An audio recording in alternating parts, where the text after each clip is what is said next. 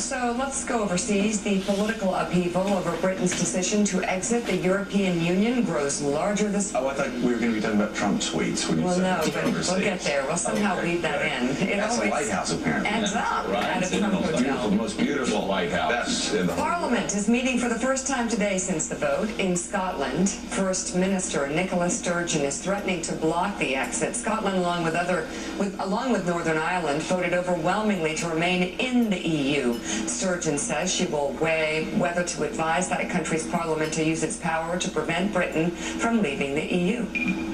This wouldn't be about the Scottish Parliament trying to block England. This would be about the Scottish Parliament taking a decision about what's in the best interests of Scotland. I say again, I recognise absolutely all of the complexities that have been thrown up by the vote on Thursday, but I didn't create these, and I have to deal with the reality we're in now. Sturgeon says her country could hold another referendum on Scottish independence from Britain.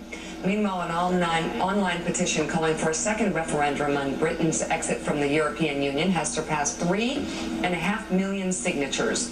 Britain's opposition leader not exactly seeking the same kind of support as he faces backlash from within his own party. A growing number of Labour Party politicians have resigned in protest over Jeremy Corbyn's handling of the vote.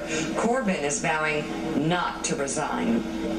In London, Secretary of State John Kerry is meeting with Britain's foreign minister and European Union officials today, where he is expected to stress the importance of other EU members not following Britain's lead. Let's bring it right now. NBC News foreign correspondent Keir Simmons live in London. Keir, chaotic, it seems, the political class in London, where you would expect Boris to come out jumping up and down, and he looked like he was attending a funeral.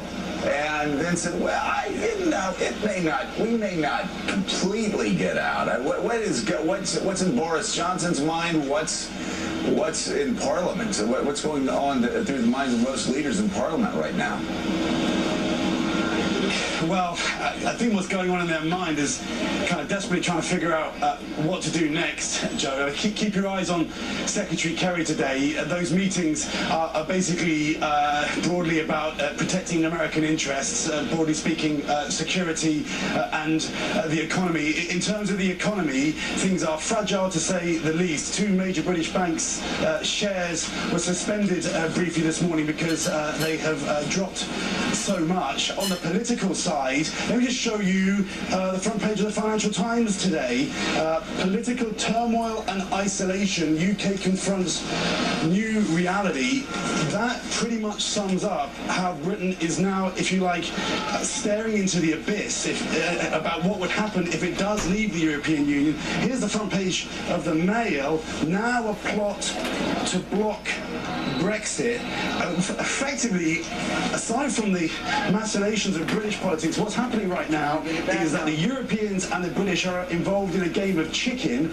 Both sides know that if Britain really goes ahead with this, it will be damaging for both sides' economies. The Europeans are taking a stance that is effectively saying, guys, you just sit in this for a while. We are not going to negotiate. We are not going to compromise. Keir Simmons, thank you. Still ahead on Morning Joe. We'll check.